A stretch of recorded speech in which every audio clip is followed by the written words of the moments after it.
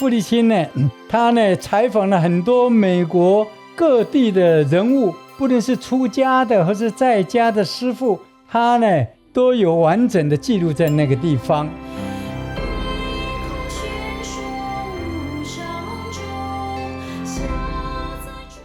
欢迎收听菩提麻瓜。那本次的主题是傅立青居士，那跟林老师也是认识非常久齁。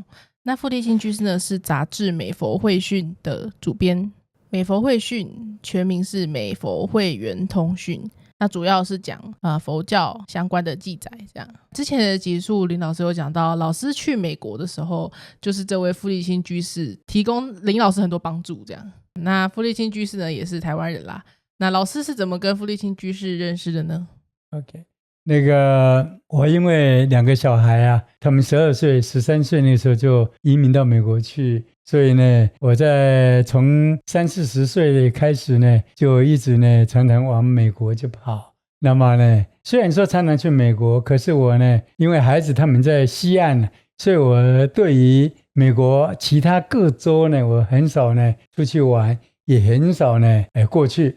一直到呢这个我39岁的时候，1992年呢，突然间呢，我就接到了一封信，一个署名呢叫做傅立青的一个居士呢，他写信给我，他说呢，美国佛教会啊，他想邀请我呢到美国去去做一场呢是小的演讲这样，那么呢问我说可不可以呢拨冗前往。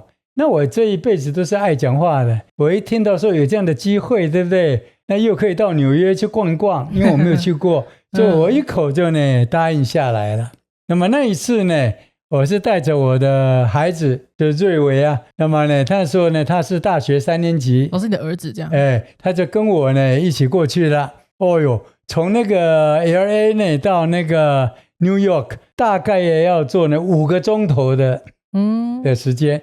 那么呢，这个傅立青居士呢，他就来接我，然后呢，把我呢，送到那个纽约市里边有一所佛寺呢，叫大觉寺。那一晚呢，我跟孩子呢就住在那里。那第2天呢，就在那边呢，有一场的演讲，那就是我们过去也有的，就快乐自在来学佛。那么呢，那天呢，人算很多了，那么多呢也很热闹。什么叫热闹？有人在那个大觉寺的外面呢闹场。闹场为什么？闹场不是闹我，他是呢举的是说呢闹佛光山星云法师的场啊，在说他的坏话这样子的。那我还过去，我在演讲的时候还过去跟他讲说，你们不能够这样子，对不对？我还跟他们辩论，他说那你怎么晓得星云法师呢不是坏蛋？我说我知道啊，我12岁就皈依他了。那我今年呢49岁啊，你算一算的话，是不是30多年了，对不对？我看到我的师父就是规规矩矩的，他就是有道有修行的一个高僧呢到最后他们也就呢自己呢离开了。那么第2天呢，他们呢就呢来接我，那么呢送我到哪里呢？到了美国佛教会的庄严寺那边。在美国佛教会的庄严寺呢，占地非常的广大，是由那个沈家珍居士呢，他买下的那个地方，然后呢，把里面的一部分呢赠送给美国佛教会。那么我们这个视频呢，会有一集呢谈到沈家珍沈居士，我跟他的结缘的一个经过那么第2天到了那边去的时候，他就介绍我呢去认识了2个人。一个就是我们已经访问谈过了，就是朱斐居士，普利树的主编他呢就介绍我跟他认识。另外就是介绍我呢跟那个李祖福居士，李祖福居士也是美国佛教会的董事的，他是一个大孝子。如果有机会的，我们也可以做一个视频了。那第3个呢，就是呢沈家珍这个居士。那么呢，在那边的时候呢，又在那个叫居和如图书馆，他们为我举办了一个座谈会，要有很多的佛友呢，他们开车呢，前来，大家那边讨论。这个居和如图书馆呢，就是那个沈家珍的亡妻，他死去的太太，他呢纪念他的妻子那所做的一个图书馆呢，那个图书馆非常的先进呢，里面什么设备都有了。那么呢，在那边呢，跟大家跟很多的佛友呢在这边谈话。那么呢，傅立清居士呢，他呢全程呢，他都呢怎么样子都参与。那么完了以后呢，那天晚上他就带我呢跟我儿子呢到他们家去过夜。他们家呢距离那个就是美国佛教会大概半小时的车程呢，就是很近的那么在那边的时候，第3天呢，还带我到罗斯福总统的故居去参观他的马厩，就是那个养马的地方，还有他们的那个玫瑰园。你们看到那个罗斯福总统，因为他呢小时候的那个做的那个马有没有？还有他旁边一个热线，这个热线就专门呢，一拿起来就可以讲说，开战，或者说呢，在哪里去投一个原子弹那种的电话，是这样吗？真的，那个电话呢，我讲这个意思，会决定我们世界的命运的。那个呢，我也参观到了。好，那么在傅立清家呢做客，她的老公呢徐义达居士呢也非常的这个和气也都陪伴着我们，开车呢带我到附近呢去玩。这是我第一次跟这个傅立清居士呢那么结缘，那么给我留下呢，他是一个非常热情，非常的这样子的招待客人非常周到的一个学佛的一个居士。那么在那里呢，他又带我去参观他那个，你刚刚也提到了，就是学那个美佛通讯，他的编辑部在哪里呢？就在他的地下室。地下室里面就有一个小的电脑，那时候电脑就是一个像我们现在的那个笔记型那样子的他自己在里面呢，自己呢打字自己排版，对不对？那么呢，自己呢弄完了又再拿到印刷厂呢去印刷了。那么我看他的这个通讯，美佛通讯到现在呢，大概要出版将近300期了，前后有37年了。可见他的毅力跟决心呢，他呢来负责。虽然他那个形式稍微改变了，以前是有实体的报纸型了，对不对？现在的变成好像电子报了，变成这个样子了但是呢，里面的内容不变，这个主编他的热忱，他的责任心还是不变的。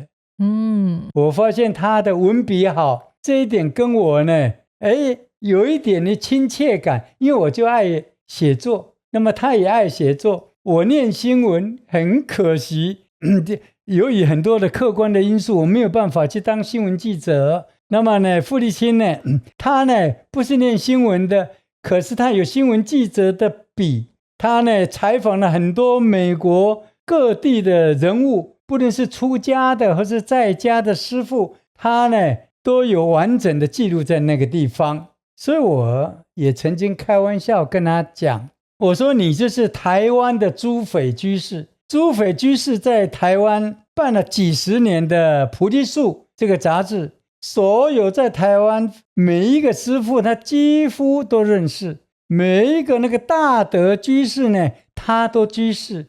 所以我们所以我们在台湾呢，台湾就有那口述的历史来访问他了，把它留下来了。那就是佛教的一种呢口述的历史，留下了点点滴滴非常详尽的，可以说那种呢记录了。所以我也开玩笑说，傅立清居士他自己应该要写回忆录，他的回忆录就可以说是美洲了、美国啦，或是加拿大啦那个地方的佛教的点点滴滴了，那这佛教的简史了，整个历史的，无论是时间的、是空间的、交叉的，它都能够呈现出来了。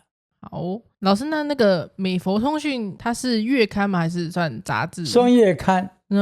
因为呢，这里面呢，偷偷的告诉大家了是因为呢，印刷费用所有的开销，傅立清居士他用4个字开玩笑讲，我那时候还听不懂，经济独立。经济独立，经济要独立了，经济啊，你的印刷费，傅立清要自己去负责啦。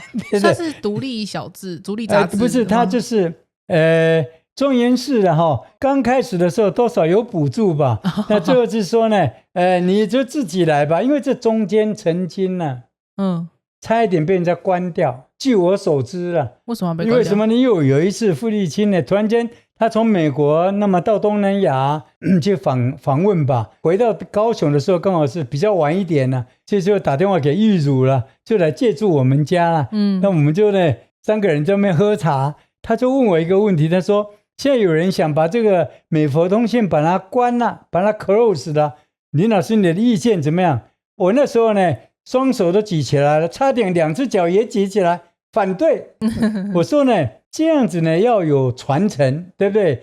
所有的这个美国各地的师父也好，居士们也好，都应该有一份刊物来传递心声，来传递消息，对不对？那干嘛要把它呢把它关掉呢？对不对？那么呢经济要独立，你自己就展现你的魄力呀，对不对？你服务那么多的人，我相信有很多的居士，很多的那个师父们呢，愿意做你的后台来支持你的。果然如此，他呢这消息稍微透了一点以后，就真的是就有人呢多多少少来支持他，能够让他这个刊物呢能够这个香火不断了。我非常庆幸。我认为这个刊物绝对不能停，就像傅立青将来他老了，笔再也写不动了，也应该赶快去找一个通讯的传人，能够将来再传给他。好，那个美佛通讯的杂志主要是内容是写什么？这里面呢有活动的报道，比如说西雅图有什么样子，洛杉矶、旧金山、波士顿有什么样，所以他有时候都要去亲自去采访，所以有活动的。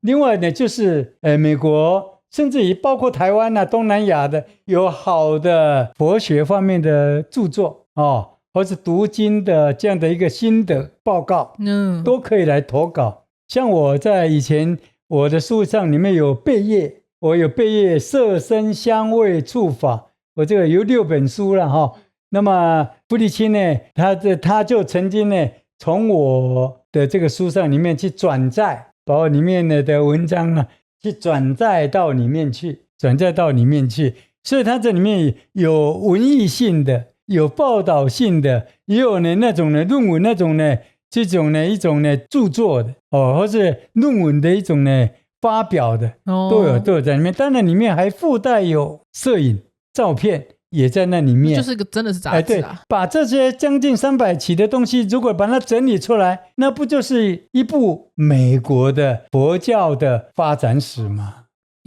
那我好奇的是美佛通讯是用英文还是中文啊？因为它不是在美国的有中文也有英文是我在看英文我一概不看，因为我看不懂因为这佛学里面的英文比较深，英文用词，所以非常的吃力我以前念新闻虽然每天都要看英文报，但是我们看那个报纸呢比较简单，报纸其实不会用很深的但是你如果真正现在在台湾如果你高中毕业，你就应该看得懂这个英文的报纸了可是佛教英文报纸又不太一样吧？因为那个对，因为它专有名词的，比如说阿耨多罗三藐三菩提，我就不知道那是什么字了okay 比如说三昧如果你没有接触你就不懂是那个专有名词要记一下是好，那老师你那次就是受邀去演讲之后，还有跟傅立青居士有见面吗？或是说之后还有没有什么去美国的机会这样那么隔了几年以后，那个傅立青居士呢又找我去了3次。那去干嘛呢？去参加美国佛教会的这个夏令营，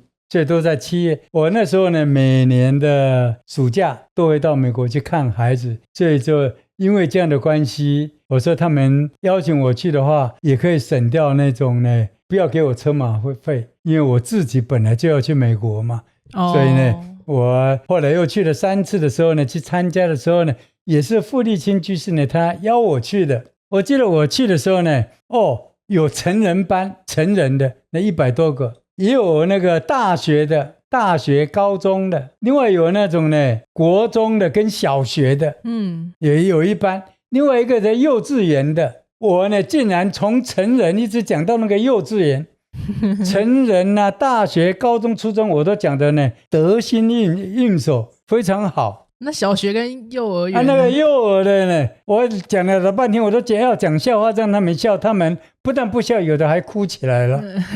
那他们的那个幼稚园的老师呢，就是带领他们那些小孩子的。那一上来的话呢，我看那一出场，那个老师站在前面，就是那个2只手放在耳朵那边，噔噔噔噔，后面跟着那个小孩子啊，井然有序的排成一排，乖乖的也就这样慢慢一步一步像小鸭子跑进来。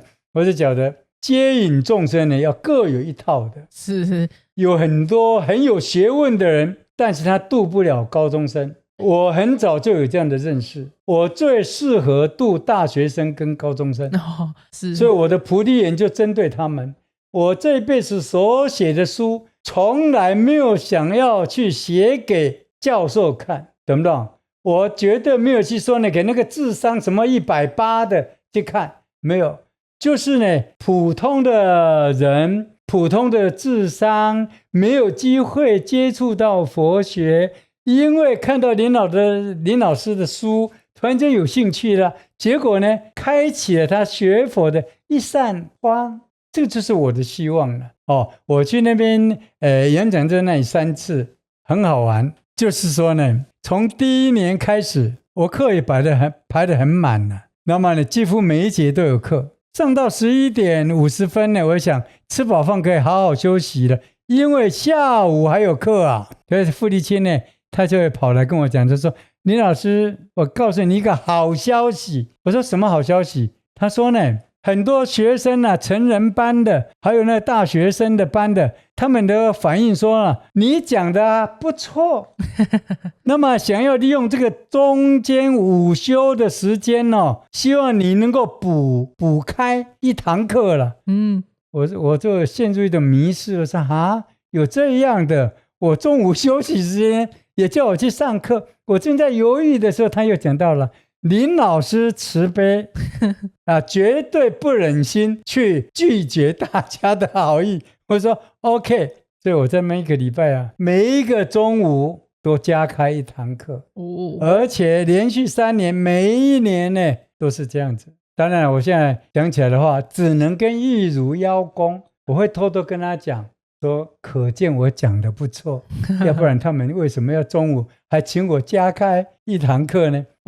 还要再讲一下，我第1年不是跟我儿子一起去吗？第2年我去的时候，我就带义儒去。我后来去3次，中间有2次义儒跟着我到美国佛教会去，也都住在傅立青家里。这第2次呢，他就带我，不是到罗斯福的故居了，带我跟义儒去采那个蓝莓，蓝色的蓝莓，哇，一望无际啊，随便你采。然后呢，采完以后，它有一个像你小脸盆一样东西，采完以后再去称斤。如果你在那边吃呢，都不算钱，随便你吃。当然了，农民呢种植那些很辛苦，而且到底有没有撒那个农药，我们不知道，所以我们不敢在那边吃。那么呢，这个一直到现在啊，义儒还留下了很深刻的印象。那么呢，3年里面有2年，义儒跟我一起去。那么这3年呢，都参加了美国佛教会的夏令营，所以呢，这都要感谢呢这个傅立青居士。这里面我这边上过课的很多的这些居士们，他们有时候回台湾呢，他都来找我，对，回想了当年在美国佛教会夏令营那些非常温馨非常的令人呢回忆的往事。那个是几年的时候啊？大概是公元98年吗？一直到2000年到2002年的时候。1998到2002年的时候。对。老师，那我好奇，题外话问一下，就是老师你去那个佛寺上课的时候，那些学生大部分都是东方人比较多吗？对。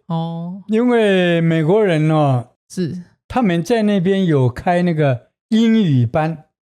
就是我是中文部分用中文来演讲的。是。另外有位因为有些美国小孩他中文听不懂，所以他们就参加了另外有英文的班。英文的对，佛学班。所以美国人，我看到不少的美国人来，那他们参加是英文组的。英文组的，了解。对，好，那老师跟傅立新居士见面的时候，都是老师你去美国演讲的时候而已吗？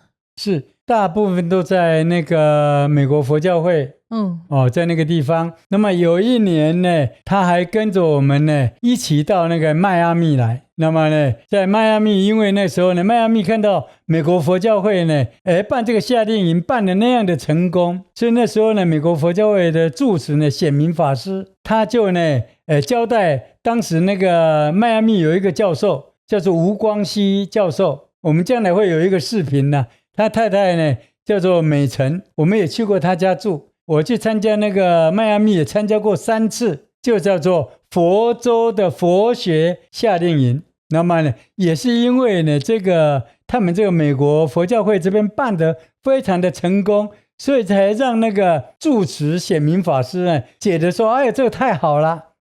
后来的继任者明光法师也解得说呢，我们这个美国佛教会的这种呢夏令营应该要一次一次的不停的办下去然后呢把这样的这种香火再延续到佛州来。佛州叫做 Orlando 了 ，Orlando 就是那个美国迪士尼呢有三个乐园呢就在那里，它是美国迪士尼全世界迪士尼的那个发祥地了，它有3个。太大了，这个我们改天再谈。好，对，傅立清居士有到过台湾的菩提园吗？有，他后来了，因为先生呢就退休了，徐玉达居士呢他就退休了那么来的时候，他们就在埔里的地方自己买了房子。那么呢，因为傅立清居士呢，他2个儿子都在美国成家，他有4个孙子都在美国。那么呢，他呢那时候，一时也是想，哇，这怎么办呢？但是我觉得他安排得很好，大部分的时间住在埔里，因为傅立清的娘家就在埔里的隔壁的车城呢。那车城以前有一个老太太，专门在卖那个藕桂。那么呢，每一年的过年的时候，生意超级的好。那就是呢，傅立清的妈妈，在车城呢卖藕桂的老太太一位老菩萨了，可以这样讲了。那么呢，傅立清呢，大部分在这边呢跟老公，如果美国佛教会那边呢，中研寺那边有事情有法会了，他呢就会回去一下，然后呢去看看孙子，再去看看儿媳们。我觉得他时间呢安排的非常好。讲到这里，我突然想到傅立清呢有一句让我们永远不能够忘记的名言。什么名言呢？他第一次当祖母的时候了。我突然间呢，他呢打电话给我，他说呢，林老师，我现在皈依4宝。我们佛教不是皈依3宝吗？佛法僧吗？那为什么有皈依4宝呢？我真的奇怪。他说我现在又皈依要皈依孙子了，就皈依4宝了。为什么皈依孙呢？我后来自己呢当了阿公的时候，我才晓得阿公跟阿嬷对于孙子的疼爱那真的是没有话讲的。你想想看，爸爸妈妈都会骂孩子，对不对？小时候，可是阿公阿嬷不会骂孙子，这点很奇怪的。无论呢孙子多调皮，像我外公以前不是讲吗？我怎么样调皮呢？他都认为呢孙子对，女儿错。在这里这样子呢，傅立清讲说，我皈依孙，我现在皈依4宝了。我觉得能够讲出这样的话，可以显现呢，傅立清呢是一个慈祥的奶奶，这真的是很有智慧的一个学佛人。好。那个傅立清居士他是在那个美国的那个佛寺服务吗？没有没有对，他都是义务的他是义务的对，了解。因为他呢虔诚，信佛虔诚，而且他热心，他负责又有才干，所以那片森林的主人森林沈家珍，还有住持显明法师，就是呢一看到傅立清就觉得他是一个人才，基于重用人才、惜才这样的心，所以呢，到最后的时候呢，就会请傅立青来帮忙。傅立青其实他可以去就业赚钱的，可是他呢，有呢几十年的时间都奉献给庄严寺，都奉献给美国佛教会。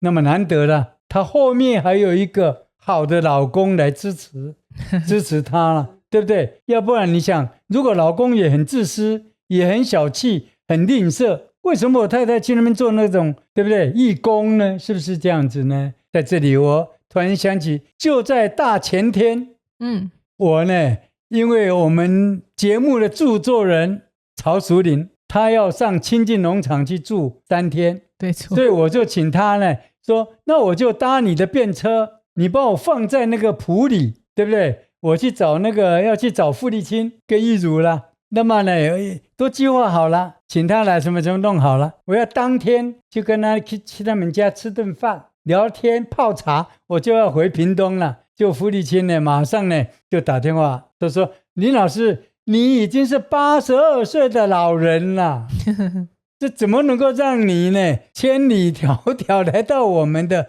山中的小城埔里，让我们来泡一泡茶，这顿饭又让你老人家又呢赶回去，不行。他说呢，既然你有这样的诚意来找我们，那我呢就自己呢坐那个高铁，那么再转那个台铁到你们屏东去找你。真的，他就真的来了，就来在我们呢吃顿饭，这么喝下午茶就泡茶，真的太难得了。就从这里可以看到他，我现在82岁，可以讲敬老尊贤。其实他才小我9岁啊，可是他看起来太年轻了我不晓得呢，我为什么呢老得这么快？可能没有修行，没有积福吧。讲到这里，我们就要怪我们的那个制作人曹淑玲，怎么了？他为什么不早10年就成立菩提麻瓜呢？对不对？那时候的我口才比现在还要好，体力比现在好，最重要的比现在还更上镜头，轻松一点呢。那个傅立青居士他在美国佛寺服务贡献很久嘛，那他自己没有当过讲师之类的嘛？因为他毕竟文笔这么好。有，他本身就是非常的好的讲师。可是因为我去的时候都是在夏令营的时候，所以他就很客气，都把这些呢，因为这里面很多的讲师都是他聘请来的，因为他呢认识的人比较宽广，他呢结交的这些善知识师父也很多我也听过他讲那绝对不在我之下，真的。那么这边呢，我记起来一个小的点缀了，就是有一次呢，我听他在那边上台，他刚好我没课，他在讲，我就去听，结果呢讲到一半呢，突然间停了，愣在那一会儿了，我就觉得很奇怪，我看他眼睛是往了我的后面看，我抬头一看，原来是许玉达居士，就他老公了。那么许居士还跟他讲说，继续讲。原来呢，傅立青讲说，他没想到老公也来捧场了，把他吓了一跳，所以他就呢，突然间呢，脑海里面一片空的啦。OK， 那么这点跟我不一样。我如果一如来了呢，我就马上会讲，哎呀，一如来了，来坐谢谢你来捧场了。他的学问好，这个傅立青呢，他在那个美国佛教会几十年来编那个刊物。看过的文章，写过的文章，听那么多师父、那么多居士的演讲，他本身可以写一篇博士论文了。那个美佛通讯他们是刊登在哪里？老师你知道吗？还是你查那个你的手机，美佛通讯，对，就是查美佛，叫做慧讯，更正一下，智慧的慧。不是美佛通讯，是美佛慧讯。美佛慧讯一查的话就可以看到都可以在你的手机上阅读那大家有兴趣的话，有机会到纽约，对不对？可以到庄严寺，到美国佛教会去那边呢，拜访一下，去参访一下，这样子。大家有机会的话，也可以上网查一下美佛慧讯嘛，是美佛慧讯这个杂志。对。现在他已经连载37年了，还在继续连载，是很不容易。对，没有错。